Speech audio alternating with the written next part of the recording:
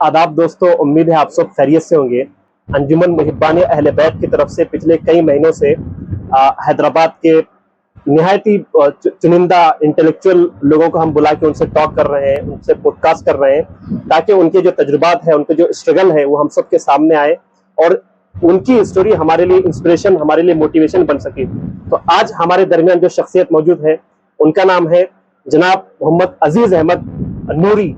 आपका ताल्लुक, आप तो पहले तो मैं ये बता दूं कि आप सीनियर सॉफ्टवेयर डेवलपर है और हाईटेक सिटी की एक बहुत ही क्रेडिबल कंपनी वैल्यू लैब्स में आप अपनी खिदमत अंजाम दे रहे हैं। तो अजीज साहब, आज के इस प्रोग्राम में दिल की अताह गहराइयों से आपका इस्तकबाल है। शुक्रिया। वालेकुम अस्सलाम वरहमतुल्लाहि वबरकातुहू। मैं अंजुमन मुहिब्बान अहले बैत का शुक्रगुजार हूँ कि जिन्होंने मुझे एज ए गेस्ट इस प्रोग्राम में शामिल किया। शुक्रिया आपका बहुत बहुत। और मुझे यहाँ पर अपनी ज़िंदगी के हालात और मेरी ज़िंदगी के जो मुश्किलात बतलाने का मौका मिला, ये जो प्लेटफॉर्म मिला, अल्हम्दुलिल्लाह मैं इस तंजीम का शुक्रगुजार हूँ कि जिन्होंने मुझे इस लायक समझा कि मेरा भी इंटरव्यू लिया जाए, मेरा भी पॉडकास्ट किया जाए। बहुत बहुत शुक्रिया।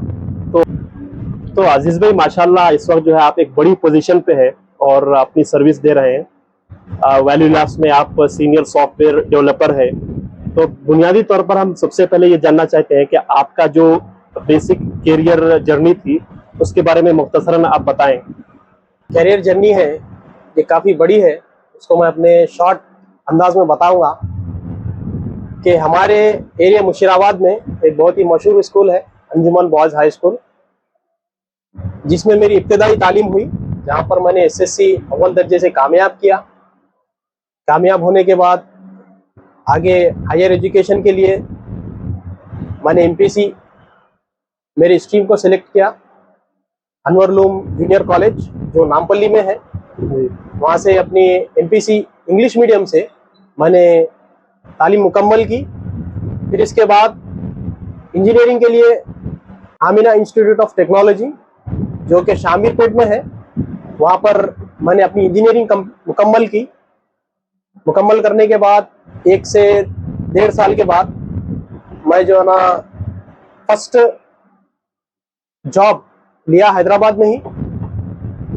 इसके बाद कई कंपनीज मैंने तब्दील की। आज मैं वैल्यू लैब्स में काम कर रहा हूँ as a senior software engineer. अभी आपने बताया कि आपका एक ये तालीमी सफर था, कैसा था।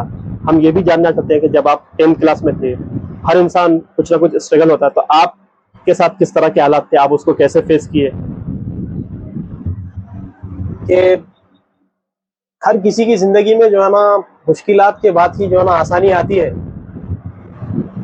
मेरी जिंदगी में भी जो है ना मुश्किलात थे कि जब मैं 7th क्लास में था तो मैं जो है ना रियाती कामयाब, यानी कि मुझे प्रमोशन किया गया था 8th क्लास में, क्योंकि मुझे एक सब्जेक्ट में मार्क्स कम आए थे और मैं पढ़ाई में बहुत ज़हीन नहीं था। फिर मैंने जो है ना ट्यूशन लिया अपने एरिया में जहाँ पे भी ट्यूशन क्लासेस होती है, वहाँ पे मैंने ट्यूशन लिया। हमारे शाकिर सर जो अभी ऑस्ट्रेलिया में है, वो ट्यूशन दिया करते थे। इसके बाद साजिद सर के पास मैंने ट्यूशन हासिल किया। हल्लू हल्लू स्लोली मेरे पढ़ाई में जो है ना इम्प्रूवमेंट हुआ। इम्प्रूवमेंट होने के बाद मैंने 8th क्लास, 9th क्लास, फिर 10th क्लास कंप्लीट की।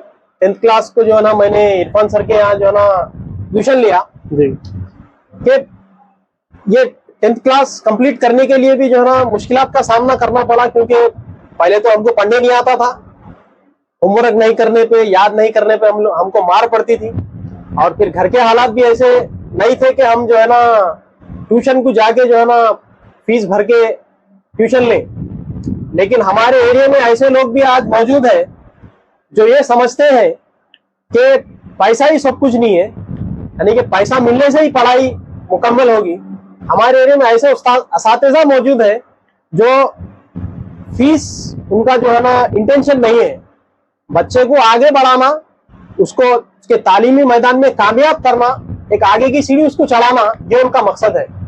तो वो मकसद में जो है ना वो लोग कामयाब है। क्योंकि मैंने एसएससी कंप्लीट की, क्योंकि घर का जो है ना, आप जानते हैं हमारे एरिया में गुर्बत की जिंदगी है कि एसएससी कंप्लीट करना कंप्लीट करने के लिए, क्योंकि मैं अक्सर कई लोगों को देखा हूँ कि एसएससी कंप्लीट करने के लिए भी बहुत से स्ट्रगल करना पड़ता है, क्योंकि स्कूल को जाने के लिए फीस देनी पड़ती है।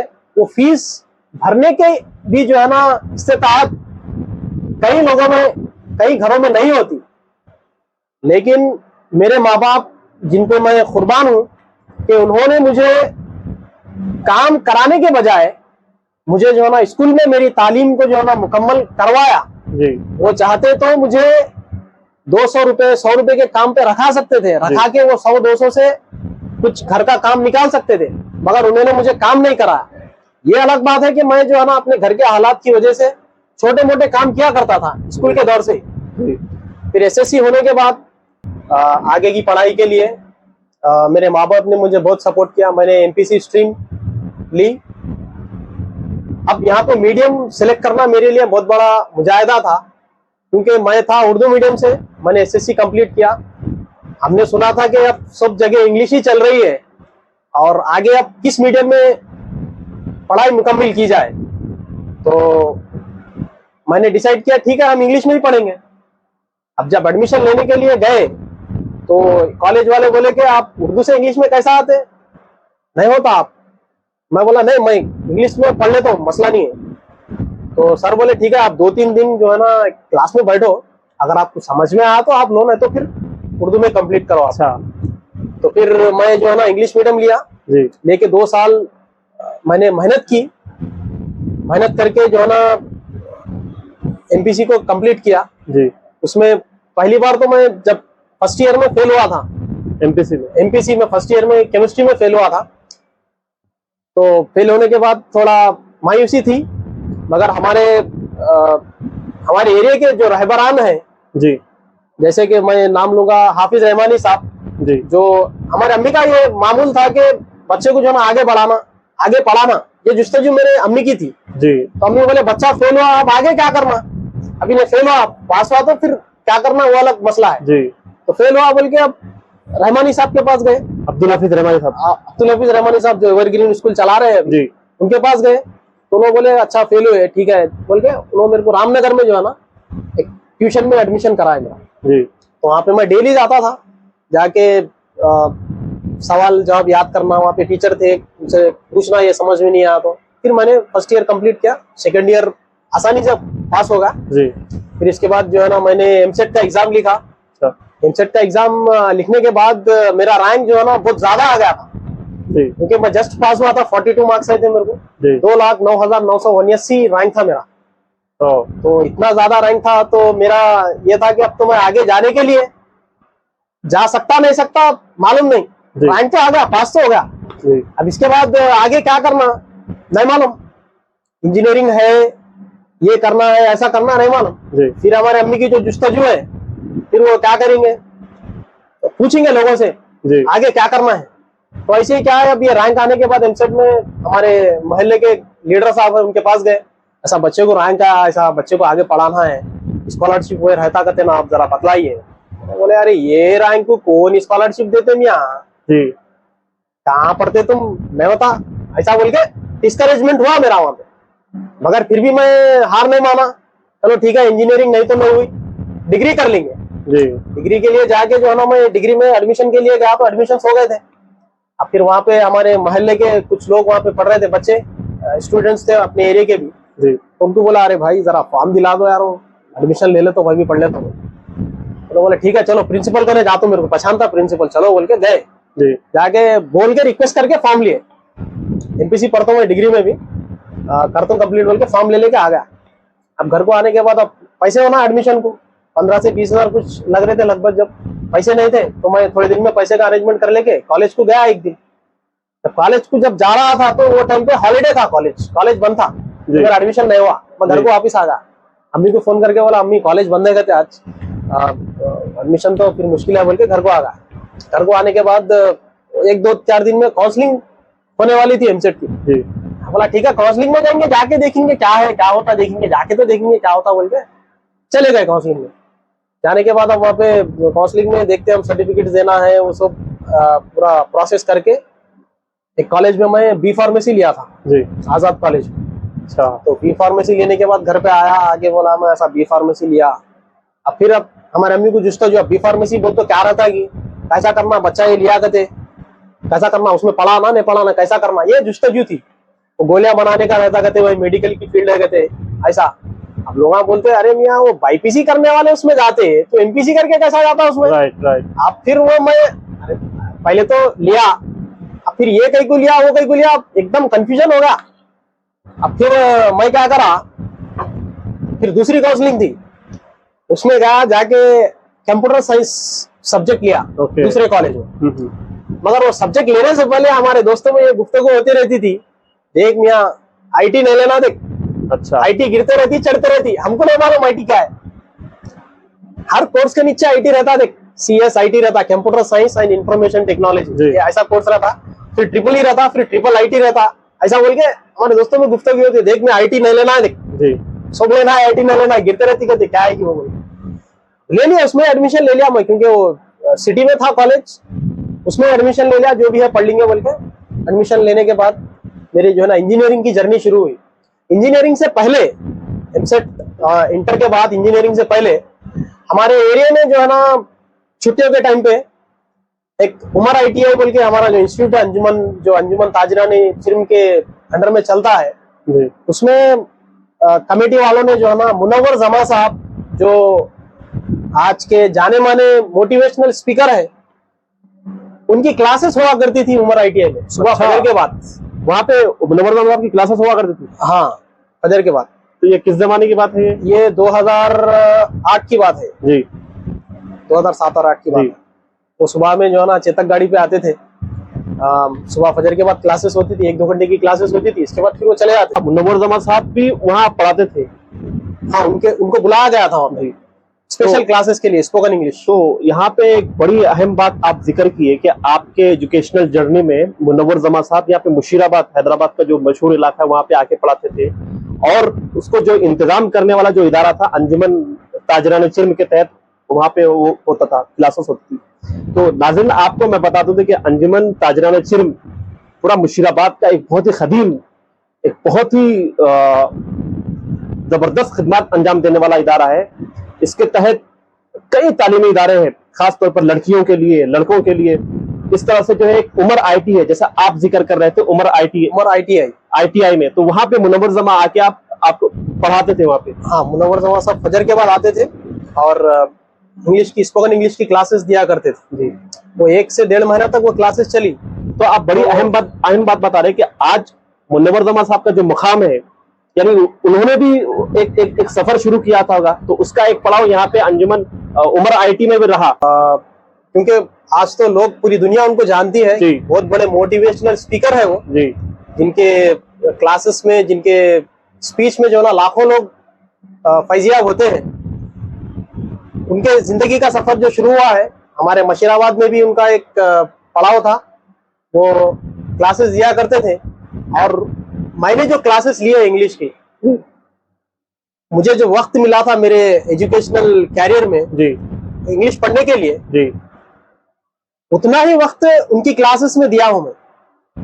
कि जो स्पोकन इंग्लिश के क्लासेस वो दिए थे, वही स्पोकन इंग्लिश पढ़ा हूं मैं। उसके बाद मैं कहीं और स्पोकन इंग्लिश की ना क्लासेस लिया ना कुछ करा। तो जो भी मुझे इंग्लिश आती है वो उन्हीं की बदौलत है। और उनके क्लास में ये होता था कि अगर कोई सेंटेंस अगर गलत बोल दे जी, तो वो सेंटेंस को आप 100 बार लिख के लाना दूसरे दिन, और पढ़ के भी आना उसको। अच्छा, दूसरे दिन वो गलती नहीं करना। यानी मुनव्वर जमा साहब का उस वक्त भी एक जो यूनिक अंदाज, यूनिक स्टाइल जो टीचिंग का था, जैसा आप बता रहे हैं कि 100 बार लिख के लाने के लिए कहते थे वो। अच्छा, उस जमाने में मुनव्वर जमा से रिलेटेड आपकी कोई और यादें, कुछ चीजें आप शेयर करना चाहते हैं? जैसा मुझे पता चला कि क्लासेस होने वाली है, तो मैं तो दौड़ा चले गया। सुबह फजर के बाद डेली जाना होता था। और उसके बाद भी फिर मैं सोचा था कि ये सर कहाँ पढ़ाते, तो मुझे पता चला कि संडे को ये सियासत ऑफिस में जो है ना क्लास देते जी। तो एक बार मैं और मेरा दोस्त वहां पर भी गए थे, तो वहां पर भी बहुत सारे बच्चे थे जी। तो वो उनके पढ़ाने का अंदाज बहुत ही नुमाया था जी, अल्हम्दुलिल्लाह। तो उस जमाने में मुनव्वर जमा सियासत में भी पढ़ाया करते थे और आप उनकी क्लासेस भी अटेंड करते थे? हाँ, वो उधर भी जाया करता था। तो वहां पे सियासत के ऑफिस में वो क्या पढ़ाया करते थे? इंग्लिश, स्पोकन इंग्लिश, वोकैबुलरी जी। तो आपके तालीमी सफर में मुनव्वर जमान साहब का भी बड़ा किरदार रहा, जैसा आपने कहा कि उनकी वजह से उनकी क्लास अटेंड करके आप स्पोकन इंग्लिश सीखे और उसके बाद अब तक कोई जरूरत नहीं पड़ी अलग से क्लास लेने की। हाँ, क्योंकि मैं इंग्लिश स्पोकन इंग्लिश के लिए कॉलेज के टाइम पे ट्राई किया था आर के मठ में जी पर मुझे एडमिशन मिला नहीं जी इसके बाद मैं कोशा रहता था जी कि कहाँ पढूं कहाँ जाऊं। तो इनके पास जैसे ये मशीराबाद आते थे तो मैंने वहाँ पे क्लासेस कंप्लीट कर ली, मुझे उतना ही वक्त मिला। जी वो जितने क्लासेस दिए थे मुझे उतना ही वक्त मिला क्लासेस लेने का, क्योंकि इसके बाद मेरी इंजीनियरिंग की जर्नी शुरू हो गई। जी 4 साल जी तो 4 साल से पहले इनका जो मतलब मेरे इंटरमीडिएट के बाद 1 से 1.5 महीना वो क्लासेस लिए थे। वो क्लासेस के बाद फिर मेरा इंजीनियरिंग का सफर शुरू होगा। ओके। अच्छा, आप ये बताइए, अब तक आपने अपने तालीमी सफर के बारे में बताया, अब आप इंजीनियरिंग भी कंप्लीट हो गई है, तो थोड़ा सा ये बताइए कि आपको फर्स्ट जॉब किस तरह मिली, कहाँ मिली? तो फर्स्ट जॉब के लिए मेरी जो मेहनत थी वो मेरे इंजीनियरिंग के 3rd ईयर से थी, क्योंकि जो मिनी प्रोजेक्ट होता है वो मैंने जावा पे किया था जी और जो कंपनी वाले जो स्पॉन्सरशिप कर रहे थे, जी जो प्रोजेक्ट करा रहे थे, उनकी कंपनी थी अमीरपेट में। अच्छा तो वो लोग कभी अमीरपेट भी बुलाते थे। जी तो अमीरपेट जाने के बाद मुझे पता चला कि ये तो यूएसए है, इंडिया में एक यूएसए है, ओ यूनाइटेड स्टेट ऑफ अमीरपेट। जी तो वहां पे मैंने देखा कि बहुत सी बड़ी मार्केट है, यहाँ पे खाली इंस्टीट्यूट ही इंस्टीट्यूट है, बड़े बड़े बिल्डिंग्स है। तो मैं देखा, फिर मैंने वहां पे अपना प्रोजेक्ट कंप्लीट किया। इसके बाद मैंने अपनी जर्नी जावा में स्टार्ट से शुरू की। एक वहां पे इंस्टीट्यूट में एडमिशन लिया, फिर स्टार्ट से जो है ना मैंने जावा की पढ़ाई की। करते करते 2 से 2.5 साल मुझे लगे पूरा जावा कंप्लीट करने के बाद। 1 साल के बाद मुझे जॉब मिली, मगर जो जॉब मिलने से पहले मेरी ट्रेनिंग कंप्लीट हो गई थी जावा की। जी होने के बाद मैं जब भी इंटरव्यू को जाता तो फेल हो जाता था। अच्छा अब कहाँ पर पहले तो इंट्रोडक्शन में अपने फेल हो जाता था कि इंट्रोडक्शन कैसे देना है, अपना सेल्फ इंट्रोडक्शन कैसे देना है, उसमें गलतियां होती थी। फिर दूसरा टेक्निकल में फेल हुआ करता था कि जावा के जो क्वेश्चंस होते थे उसको सॉल्व कैसा करना है, वहां पे फेल होता था। तो मैंने अपने जो मेरे अंदर जो खामी है उसको मैंने लिख के हाँ ये मेरे प्रॉब्लम्स है, इसको सॉल्व करना है। तो मैं हर एक अपनी प्रॉब्लम लिया, उसको सॉल्व किया, प्रैक्टिस किया। तो हमारे इंजीनियरिंग के टाइम पे हमारे दूसरे अहबाब भी जो है ना इंजीनियरिंग करते थे, जैसे हमारे नियाज सर है, अब्दुल्ला सर है और हमारे जावेद सर है, उसमुद्दीन साहब है। तो हम लोग 4 जने बैठकर इंग्लिश की प्रैक्टिस करते थे रूम में बैठ के, क्योंकि हम लोग वो टाइम पे हमारे तालीमी दौर में हम लोग होटल्स में वगैरह में नहीं बैठे, जी रातों में नहीं बैठे होटल्स में। बड़ी अहम बात का जिक्र कर रहे हैं आप जो है उस दौर में जब एक बच्चे के अंदर जज्बात होते हैं, अरे भाई होटल में भी वक्त गुजारना, दोस्तों के साथ भी वक्त गुजारना, लेकिन आप जो है उसको अवॉइड करके जो आपका सफर था, जो आपका एक जुनून, एक एम था, उसको हासिल करने के लिए आप इसकी कुर्बानियां दी। आप हाँ, बैठ के हम लोग स्पीचेस देते थे, एक एक टॉपिक सेलेक्ट करते थे और स्पीचेस देते थे। तो उससे हमारा जो इंग्लिश का जो हमारे प्रॉब्लम्स थे वो दूर हो गए। हमारे ग्रुप डिस्कशन करते थे जी और स्पीचेस देते थे नए नए टॉपिक्स पे। तो वो एक अच्छा ग्रुप था हमारा और हम लोग बैठ के हमारे इंग्लिश को इम्प्रूव किए। इम्प्रूव होने के बाद फिर हम लोग अपने सफर में निकल गए अपने अपने कैरियर्स बनाने के लिए। आप जो है बड़ी इंटरेस्टिंग बात बता रहे हैं। अमूमन जो है दोस्ता अगर जमा हो गए तो अरे भाई चलो एंजॉय करेंगे, कहीं फूडिंग करेंगे, कहीं घूमेंगे करेंगे, लेकिन एक दोस्ताने का आप एक ये तस्वीर भी बता रहे हैं कि जो हमको एक लॉन्ग सफर तय करना है, उस सफर में भी एक दोस्त जो है आपका जो है एक जबरदस्त साथी भी बन सकता है। ऐसा नहीं कि सिर्फ वक्तिया तौर पे सिर्फ एंटरटेनमेंट कर लिया अलग हो गए। नहीं, दोस्त आजकल दोस्ती का मतलब ऐसा हो गया है कि बस इंटरटेनमेंट करना है। दोस्ती का मतलब इंटरटेनमेंट नहीं है जी, दोस्ती का मतलब हमारे जो प्रॉब्लम्स है एक दूसरे से शेयर करके उसको खत्म करना है। राइट। तो वो हम लोग वो दौर में किए थे।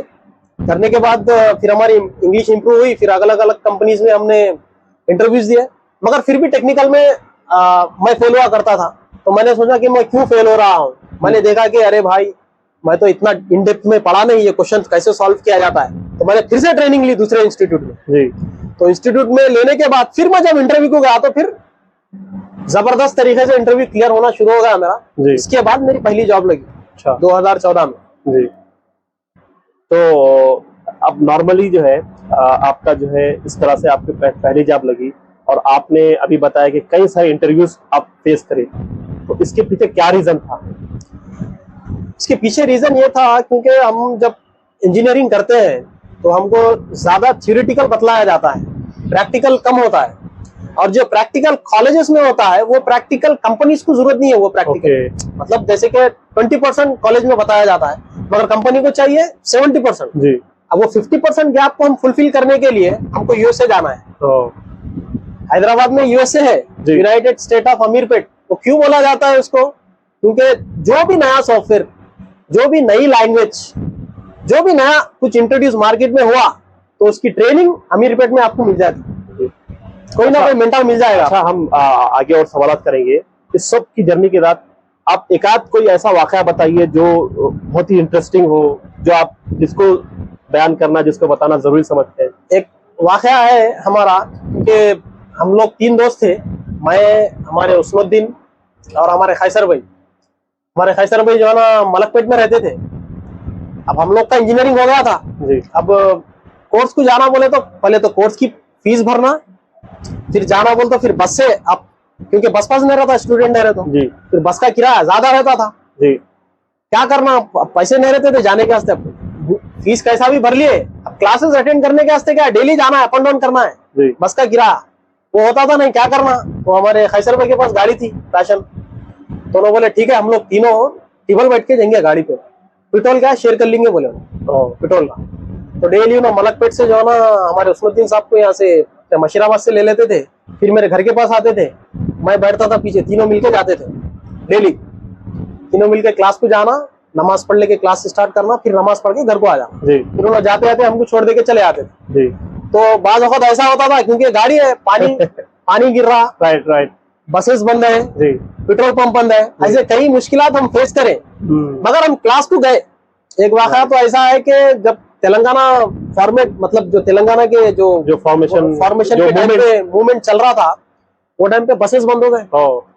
अब हम लोग एक बार जो है ना ट्रेन से जाएंगे बोल के ट्रेन से निकल गए। अच्छा। अब वो पेट्रोल पंप भी बंद था वो टाइम पे। जी। अब अपने को जाना है जी, लिफ्ट लेके जाना है, कुछ भी कैसे भी जाना। अब बसेस वगैरह सब बंद है, अब घर आना है अपने को, अब सब बंद है। हम लोग क्या करें, स्टेशन चले गए, अमीरपेट से नेचरप्यूर स्टेशन बोल के रेलवे स्टेशन है लोकल, जहाँ पे लोकल गाड़ी रुकती, वहाँ पे जाके क्या करें, एक ऐसी कौन सी भी एक ट्रेन में चल गए जो हैदराबाद जा रही। अब उसमें टीटी आया, अपने को बोला भाई किधर टिकट बताओ। मैं बोला सर हम लोग स्टूडेंट्स है, ऐसा बंद है बोल के, ऐसा है बोल के, नहीं तो फाइन करना पड़ता, टिकट बताना पड़ता, वो सब नहीं होता बोलता। उतर जाते हम लोग आगे, बोला मैं आगे स्टेशन पे रुकी ट्रेन, उतर गए हम लोग। तो अजीज भाई आपकी स्ट्रगल लाइफ बहुत इंटरेस्टिंग है और बहुत ही आपके अंदर मतलब उसमें बहुत सारी चीजें भी जान के बड़ी खुशी भी हो रही है, बहुत ही तजस्सुस भी पैदा हो रहा है। आप ये बताइए कि किसी एक नौजवान का जब एजुकेशन लाइफ कंप्लीट होती है उसके सामने कई सारे चैलेंजेस होते हैं, तो आप उसको किस तरह फेस किया और किस तरह के चैलेंजेस दरपेश होते हैं उसके लिए? तो मेरे जिंदगी में जो चैलेंजेस हुए, या हर स्टूडेंट की जिंदगी में जो चैलेंजेस होते हैं कि 10th के बाद क्या करना है, इंटर के बाद क्या करना है, इंटर के बाद इंजीनियरिंग करना है, इंजीनियरिंग के बाद फिर क्या करना है। क्योंकि जो तालीम हमारे को कॉलेज में दी जाती है तकरीबन थियोरेटिकल होती है, 80% थियोरेटिकल तालीम होती है, 20% प्रैक्टिकल होता है। तो बच्चा पढ़ के निकलने के बाद उसको कहीं काम करना बोल तो प्रैक्टिकल सीखा ही नहीं, कुछ भी कैसे करेगा। तो 10th होने के बाद हमारे सामने जो है ना, मैं डॉक्टरी की तरफ जाऊं या इंजीनियरिंग की तरफ जाऊं या आर्किटेक्चर की तरफ जाऊं, किधर जाऊं मैं, तो उसको अपने आप में डिसाइड करना पड़ेगा कि मेरे अंदर क्या ऐसी चीज कुदरत ने दी है कि जिसका मैं इस्तेमाल करके वो चीज में जाऊं। तो इसका अंदाजा लोग जो है ना एसएससी के मार्क्स पे लगाते हैं, मगर वो मार्क्स पे तो एक हद तक दुरुस्त है, मगर आपका इंटरेस्ट किस में है, आपको दिलचस्पी किस में है, आप क्या करना चाह रहे हैं। आप इंजीनियर बनना चाह रहे हैं तो आप एमपीसी करो, डॉक्टर बनना चाह रहे हैं आईपीसी करो, नहीं और कुछ करना चाह रहे हैं तो आप देखो वो कुछ करने का जो सामान है, जो कोर्स है, वो कहाँ पे अवेलेबल है, किधर है, कहाँ जाना पड़ेगा मुझे लेने के लिए, ऑनलाइन जाना है, ऑफलाइन जाना है, या कोई सिटी से हट के दूसरी जगह जाना है, जाओ आप, क्योंकि आपका इंटरेस्ट है, आप जाएंगे। मगर घर वाले बोलेंगे तो आप नहीं करेंगे। राइट। तो इसमें आपकी इन बातों से एक बात ये भी सामने आ रही है कि उस स्टेज पे उस नौजवान को एक सॉलिड फैसला लेना पड़ता है कि आगे मेरे को मुस्तकबिल में क्या करना है। जी हाँ, और वो फैसला का मौका भी, वो लम्हा भी बड़ा अहम होता है। जी जैसा एक शेर है, लम्हों ने खता की, सदियों ने सजा पाई। तो वैसे मोमेंट पे, वैसे लम्हे पर उस स्टूडेंट को एक सॉलिड फैसला लेना पड़ता है। तो अजीज साहब, अब ये बताइए, आप इस वक्त at present senior software developer है, थोड़ा सा आपके जो जॉब है डिजिग्नेशन, उसका थोड़ा एक्सप्लेन कीजिए, ये क्या है? फिर मतलब जैसे कि हम गूगल पे यूज करते हैं, गूगल पे भी एक सॉफ्टवेयर है, फोन पे भी एक सॉफ्टवेयर है। जी क्योंकि हम बटन दबाते कि पैसे इधर, बटन दबाते कि पैसे उधर से इधर। जी तो ये जो फ्लेक्सिबिलिटी हमको मिल रही है, ये सॉफ्टवेयर की वजह से मिल रही है। अगर आप पहले के दिनों ये सॉफ्टवेयर रिलीज होने से पहले अगर देखेंगे, आपको पैसे निकालना है तो आपको बैंक जाना है, राइट। पैसे डालना भी है तो आपको बैंक जाना है। तो यानी इस तरह से आप जो है इस तरह के सॉफ्टवेयर बनाते हैं? सॉफ्टवेयर जो आपको जो है ना एट ए सिंगल क्लिक आपको जो है ना सर्विस प्रोवाइड की जाती है। आपको क्या करना है, राइट। जैसे कि हम देखें जोमेटो एप्लीकेशन है, आपको बिरयानी खाना बोला, बुक कर दिया, घर को बिरयानी आ गई। राइट। तो ये सॉफ्टवेयर की वजह से मुमकिन हुआ। जी। सॉफ्टवेयर नहीं रहता तो आप नहीं दे सकते सर्विस। तो लोगों को सर्विसेज प्रोवाइड करना, उनकी जिंदगी में आसानियां लाना। जी। वो आसानी कौन सी भी तरीके की हो सकती, खाने की हो सकती, पहनने की हो सकती, कौन सी भी हो सकती। जी। तो उसके लिए ऑनलाइन प्लेटफॉर्म्स जो अभी चल रहे हैं हमारे मार्केट में, जी। वो इसी का परिणाम है। तो यानी सॉफ्टवेयर इंजीनियर की आपने एक थोड़ा सा ब्रीफ इंट्रोडक्शन दिया। अब आप ये बताइए कि आप जिस कंपनी में हैं, अगर आप शेयर करना चाहें, तो आपकी पर्टिकुलरली किस तरह जिम्मेदारियां हैं? अब मेरी जिम्मेदारियां तो मतलब ऐसा है कि हर सॉफ्टवेयर एम्प्लॉय की जो जिम्मेदारी होती है, तो उनको एक टास्क दिया जाता है, वो टास्क उनको with in the time complete करना होता है। जी। आपको यहाँ पे टाइम बैलेंस करना है जी। और प्रेशर भी बैलेंस करना है। बैलेंस करते हुए आपको जो है ना रिजल्ट देना है। जी। अब अगर रिजल्ट नहीं दिए तो फिर आप प्रैक्टिकली आप बताइए, आप जिस कंपनी में हैं उसमें किस तरह के काम हो सकते हैं, मतलब आप प्राइवेसी को। जी देखिए अजीज साहब, ये पूछना चाह रहे हैं हम कि एज ए सॉफ्टवेयर इंजीनियर किस तरह की जिम्मेदारियां होती है, क्या काम होते हैं उनके? एज ए सॉफ्टवेयर इंजीनियर असल काम क्या होता है हर कंपनी में, एक कंपनी का बिजनेस होता है। जैसे फॉर एग्जांपल जोमेटो एक कंपनी है, वो क्या करती है, कंपनी ऑर्डर्स लेती है कस्टमर से, ऑर्डर्स लेके उनको डिलीवर करती है। जी।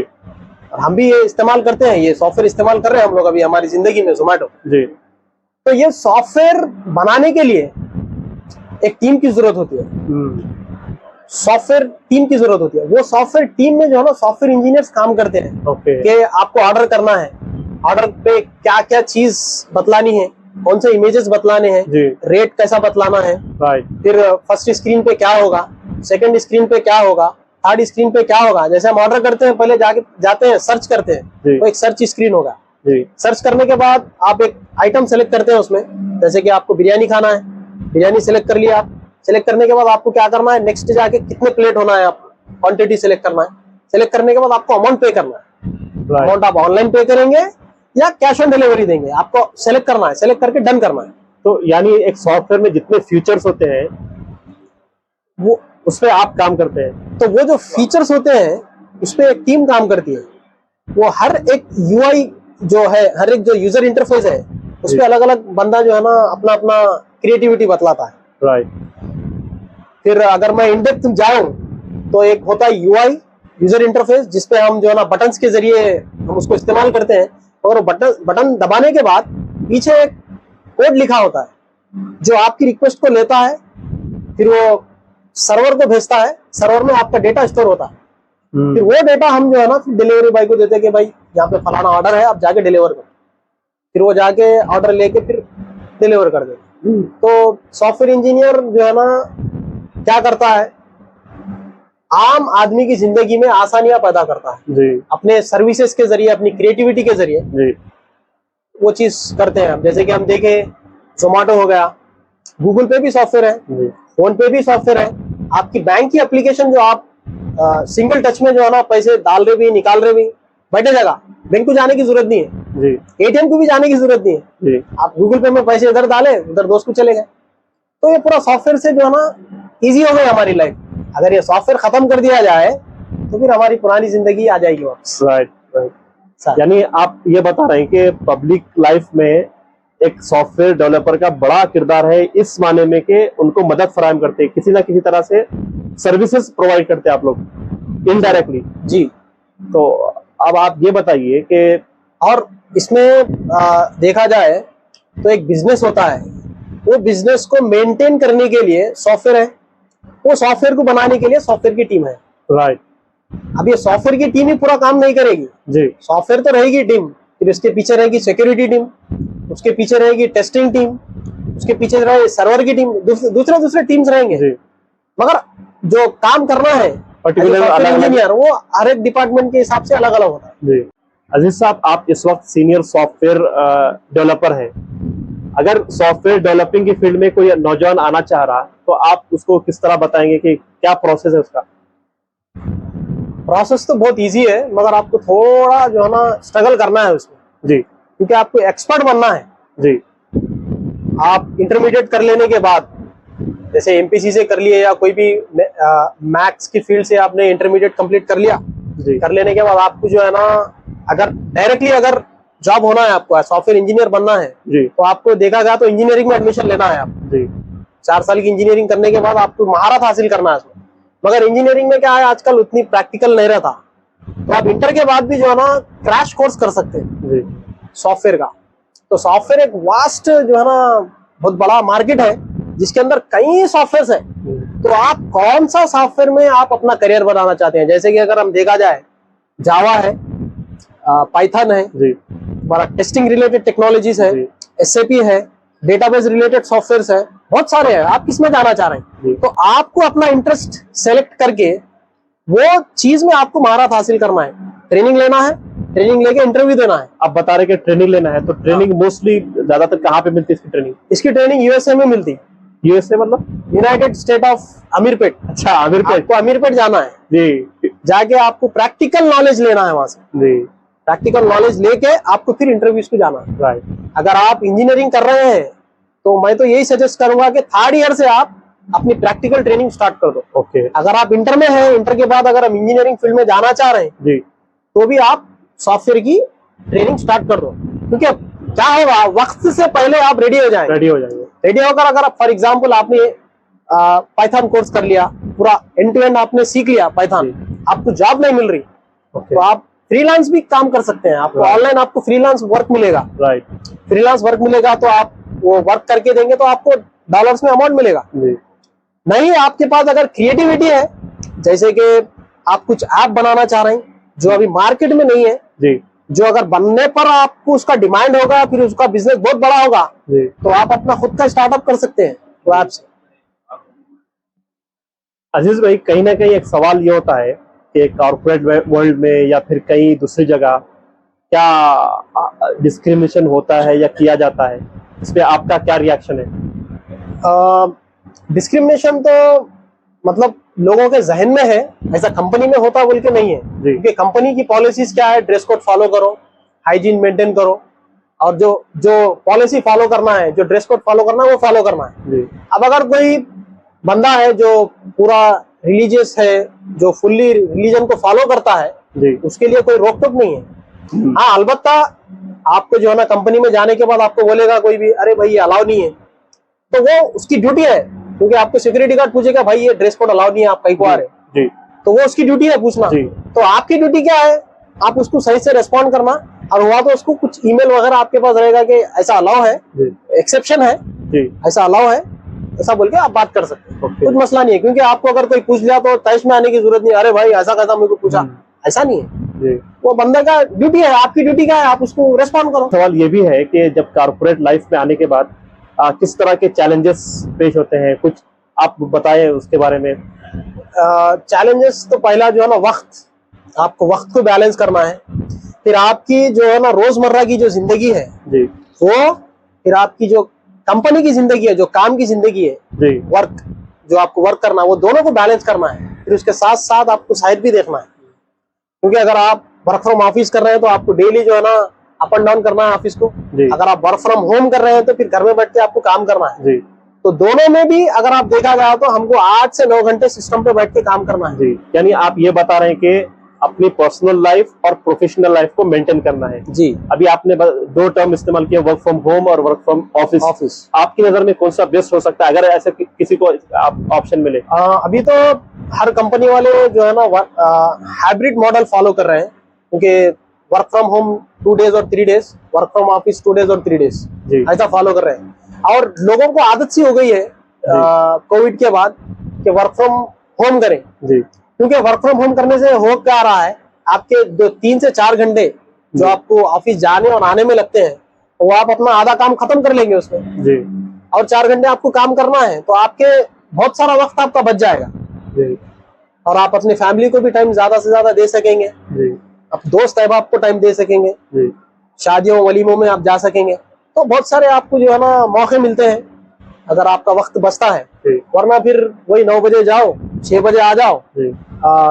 घर में रह जाओ, फिर ऑफिस को चले जाओ। अच्छा ये बताइए अजीज साहब, आप जो है माशाल्लाह ज़ाहिरी तौर पर भी प्रैक्टिसिंग मुस्लिम है, और जो है कंपनीज में एमएनसीज में एक बड़ा माहौल होता है मल्टी कल्चरलिज्म का, हर मजहब के मानने वाले आपको वहां मिलेंगे, हर तरह की तहजीब, हर तरह का कल्चर, तो कोई भी XYZ उसका अपना कोई भी मजहब होगा। आप आज के कॉर्पोरेट वर्ल्ड में मजहब की आजादी को किस नजर से देखते हैं? क्या मिलती है या फिर किसी तरह की पाबंदी होती है वहां पे? नहीं, अब ऐसा है कि आप प्रैक्टिसिंग मुस्लिम है, आप जो भी कंपनी को जा रहे हैं,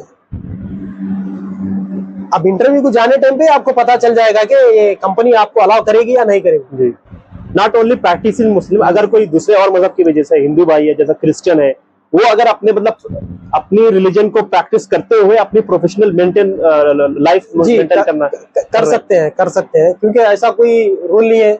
आप जो है ना अगर कंपनी में जाने के बाद, फॉर एग्जांपल, एक तो है कि आप पहले से ही प्रैक्टिसिंग है उस पर्टिकुलर रिलीजन के, या आप जाने के बाद कंपनी में बन रहे हैं, आपके अंदर चेंज आ रहा है, तो दोनों सूरतों में क्या है, कंपनी के पास एक्सेप्शन है जी कि वो चीज को अलाउ करे, क्योंकि हम इंडिया में रहते हैं जहाँ पे जो ना हर किसी के सेंटिमेंट्स है। अच्छा, एक आध वाक़या ऐसा बताइए, आप माशाल्लाह कहीं ऐसा हुआ होगा कि आपको बड़ी कामयाबी मिल रही होगी, लेकिन आपकी जाहिरी शक्लों सूरत को देख करके कोई रुकावट, कोई एक लिमिटेशन आई होगी, तो आप उस मौके को किस तरह फेस किए, कैसा हैंडल किया आप? कोई एक आध वाक़या? हाँ, एक वाक़या है ऐसा जो हुआ था मेरे साथ, क्योंकि अर्जेंट रिक्वायरमेंट थी कंपनी में। मेरा इंटरव्यू हुआ फोन पे 1 घंटे का, होने के बाद बोले आपको फलाने कंपनी में जाना है, बड़ी कंपनी है, क्योंकि ऐसा होता है कि एक कंपनी वाले इंटरव्यू लेते हैं तो वो दूसरी कंपनी को भेजाते हैं। बाद औक़ात ऐसा होता है कि वही कंपनी में इंटरव्यू होगा और आप काम भी वही कंपनी में करना है। तो ये ऐसा हुआ था कि कंपनी ने इंटरव्यू लिया, पूरा प्रोसेस हो गया, होने के बाद मैं जब रिपोर्टिंग के लिए गया फर्स्ट टाइम, ऑफर लेटर सब लेके, तो मेरे ड्रेस कोड को देख के मेरे को सिक्योरिटी गार्ड अलाउ नहीं करा अंदर। तो मैं एकदम वो हो गया, मतलब एकदम थोड़ा मेरे को सदमा लगा। अरे ये क्या है भाई, ये अंदर ही जाने नहीं दे रहा मेरे को, सिक्योरिटी गार्ड ही अंदर जाने नहीं दे रहा, मैं जाके प्रूफ क्या करूं? प्रूफ क्या करूं? तो अब मैं क्या करा, हमारे एक उस्ताद है जो मुझे हर वक्त गाइड करते रहते हैं, उनको फोन किया तो वो थोड़ा बिजी थे, तो मैं घर चला गया। घर जाके दूसरे दिन जाके मुलाकात किया, ऐसा ऐसा मामला है, क्या करूं? ये लोग ड्रेस कोड पे बात आ गई कि चेंज करो, बोल रहे हैं ऐसा ऐसा, टोपी वगैरह ये सब। तो सोच के बोले लात मारो मियाँ ऐसे काम को, अल्लाह इससे और अच्छा देता आप। तो मैं तो लात मार दिया, छोड़ दिया। छोड़ने के बाद अब 1 महीने के अंदर मुझे अच्छी जॉब मिली और तनख्वाह भी 10 से 15 हजार बढ़ के थी वो कंपनी। अजीज भाई, आज के मॉडर्न दौर में आमतौर पर मतलब ऐसा नौजवानों का कसूर है, अरे भाई मॉडर्निज्म है आज के दौर में, लिबरलिज्म भी जो है अपने जोरों पे है, खुदा को मानते भी चलता, नहीं मानते भी चलता, मजहब के जो है प्रैक्टिस करते भी चलता, नहीं चलता। आप जो है इसको किस नजर से देखते हैं? ये बड़ा अच्छा सवाल किया आपने। मसला ऐसा है कि आप अपने क्रिएटर को अगर ईमानदार नहीं है आप, तो आप किसको ईमानदार बनते हैं? यानी कि आपको जो पैदा किया, आप उसके ही नहीं हुए, तो आप किसके बनते फिर? क्योंकि आप देखा गया तो हमारी फैमिली है, हमारे दोस्त अहबाब है, हमारी कंपनी है, हम सबको वक्त देते हैं ना। ये वक्त जो दे रहे हैं हम, तो वो जो वक्त हम दे रहे हैं, ये आप इंसाफ कर रहे हैं क्या? कंपनी को वक्त दे रहे हैं, तो आपको जो काम मिला आप पूरा कर रहे हैं, जैसा करना है वैसा कर रहे हैं, जिंदगी जैसा गुजारना है वैसा गुजार रहे हैं क्या? आप नहीं गुजार रहे हैं, तो फिर आप ईमानदार नहीं है। तो ईमानदार अपने क्रिएटर के साथ जो ईमानदार है उसकी जिंदगी में ईमानदारी फुट फुट के भरे हुई है। अगर उन्हें ईमानदार नहीं है तो फिर उन्हें बेकार है, क्योंकि उन्हें लोपाडोपी कैसा भी करता, काम में भी करता, काम में डिले करता और घर के मसलों में भी डिले करता। ईमानदार खुदा से होना जरूरी है। जिस साथ आमतौर पे ये तस्वुर किया जाता है कि जो भी कॉर्पोरेट लाइफ से वाबस्ता है वो पबिंग करते होंगे, क्लबिंग करते होंगे, अय्याशियां करते होंगे, मौज मस्तियां करते होंगे, क्या आप भी उसमें इन्वॉल्व हैं? जी नहीं, इन चीजों से मैं दूर हूँ जी, क्योंकि ये सब चीज लोग करते हैं। खैर कल्चर तो एक अलग चीज है, ये सब चीज के लिए लोग ये सब करते हैं सुकून के लिए। लोगों को जो है ना 6 दिन काम करने के बाद जो फ्री वक्त होता है वो ये सब चीजों में गुजार देते हैं क्योंकि उनको सुकून होना है। लेकिन हम मुसलमान हैं, एक मुसलमान की जिंदगी पुरसुकून होती है। इसका राज क्या है? क्योंकि उसका राज ये है कि वो वक्तन फवक्तन नमाज पढ़ता है, अल्लाह को याद करता है, उसके जिक्र में जिंदगी गुजारता है, तो उसको सुकून ही सुकून मिलता है। उसको क्लबिंग करने की जरूरत नहीं है, सिगरेट पीने की जरूरत नहीं है, गलत चीजों में जाने की जरूरत नहीं है, क्योंकि उसको सुकून कहाँ मिल रहा? अल्लाह के जिक्र में उसको सुकून मिल रहा। और हमारा कुरान भी यही बतला रहा है, अल्लाह ताला फरमा रहा है कि अल्लाह के जिक्र में जो है ना सुकून है, तमानियत है। तो वो चीज अल्लाह ताला अल्लाह के जिक्र में रखा, हम ढूंढ रहे बाहर, तो वो चीजों से मैं बिल्कुल दूर हूँ। और ये चीज हासिल करने के लिए जैसे सुकून होना है, अगर ये चीज में मैं नहीं रहता, अगर मैं भी जिक्र में नमाज में ये चीज में नहीं रहता तो मैं भी भटक जाता था। आज मुझे जो है ना अच्छा माहौल मिला जिसकी वजह से मैं ऐसा हूँ। अभी आप अपनी गुफ्तगू में एक पॉइंट ये भी बताएंगे, कॉर्पोरेट लाइफ में 6 दिन पूरा काम रहता, फुल बिजी शेड्यूल का, एक दिन मिलता एंजॉयमेंट का या फिर पीस का या फिर सुकून का, तो क्या आप भी मतलब वैसे ही करते हैं? मतलब हर दिन को कैसे अच्छे से अच्छा पूरा एंजॉय कैसे गुजारे? ऐसा है, अभी देखा गया, मैं सुबह उठा, सुबह उठने के बाद मुझे ख्याल आया मुझे ऑफिस जाना है, ऑफिस जाके ये सब काम करना है, फिर आना है। अरे तो मैं क्या ऑफिस के वास्ते उठा सुबह में?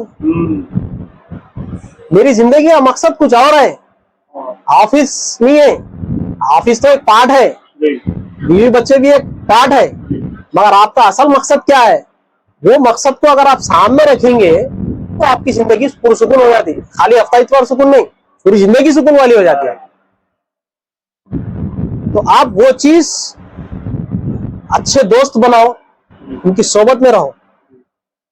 अब मुझे जो है ना जो दोस्त मिले, मैं उनकी सोबत में रह के सब मेरे अंदर अच्छे अच्छे चीजें आई। तो आप भी अपने माहौल को बदलो। अच्छा, आपकी नजर में डिग्री इंपॉर्टेंट है या स्किल्स जरूरी है? डिग्री की भी इम्पोर्टेंस है और स्किल्स की भी इम्पोर्टेंस है। अगर देखा जाए, अगर आपके पास डिग्री है, स्किल्स नहीं है, तो फिर वो पीस ऑफ पेपर है। तो खाली आपके जो आप फीस भरे उसकी रसीद है वो। अगर आपके पास डिग्री है, स्किल्स के साथ है, तो वो डिग्री की वैल्यू है। सोने पे सुहागा, सोने पे सुहागा है। क्योंकि अगर आप खाली डिग्री लेके चले जाएंगे तो मैं बोलूंगा भाई मैं आपको जॉब कहीं को दूं, कुछ बताओ। तो आपको क्रिएटिविटी बतलाना है, आपका एक्सपीरियंस बतलाना है, आपकी स्किल्स बतलाना है, तो आपको ले लेगा। जब डिग्री माने नहीं रखती, क्योंकि आपको प्रूफ करना है। एक तो डिग्री जरूरी है और दूसरे माने में अगर देखा जाए, अगर कोई ड्रॉप आउट है जिसके पास कोई डिग्री नहीं है मगर उसके पास क्रिएटिव आइडिया है, वो इंटरव्यू के लिए जाने के लिए फेल हो जाएगा क्योंकि वो डिग्री नहीं है उसके पास।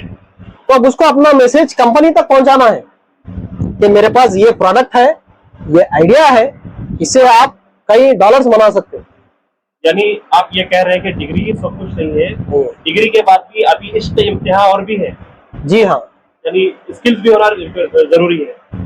हमारा अगला सवाल ये है कि खासतौर पे हमारे महल्ले में और खासतौर पे मुस्लिम सोसाइटी में एक बात बड़ी आम है कि भाई बच्चा पढ़ के क्या सीखा, ये एक जुमला है। और इसी जुमले के तनाजुर में कई सारे पेरेंट्स, कई सारे घरानों में बच्चों को पढ़ाने के बजाय डायरेक्ट काम पे लगा देते हैं। अरे भाई बच्चा बड़ा होगा, आज क्या कमा रहा। आप उसको किस नजर से देखते हैं? बहुत ही अच्छा सवाल किया आपने, क्योंकि मैं भी वही माहौल से आया हूँ जो माहौल का सवाल आप कर रहे हैं। अगर मेरे माँ बाप भी अगर पैसे कमाने के लिए भेजते तो मैं आज ये नहीं होता। देखा जाए, जैसे कि जो भी पैसा माँ बाप अपने बच्चों पे खर्च कर रहे हैं वो उनका इन्वेस्टमेंट है। जैसे कि फॉर एग्जाम्पल मैं अगर 500 रुपए स्कूल की फीस अदा कर रहा हूँ ये महीने की, ठीक है, ये पेरेंट्स का इन्वेस्टमेंट होगा। ये 500 के आपको 5 लाख मिलेंगे 2-3 साल के बाद, 2-3 साल के बाद मिलेंगे। बच्चा अगर पढ़ के आगे बढ़ के कुछ क्रिएटिविटी करके स्किल्स लेके कुछ मुकाम पाएगा तो वो 500-5 लाख हो जाएंगे।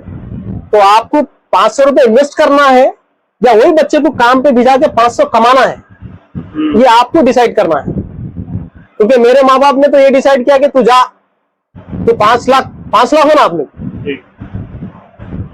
देखा गया तो हमारे एरिया में क्या है भाई, बच्चा 1-2 साल 5 साल काम करा तो कितने लाख रुपए कमा सकता। 12 घंटे मेहनत करने रेडी है, 24 घंटे मेहनत करने रेडी है। किसमें है?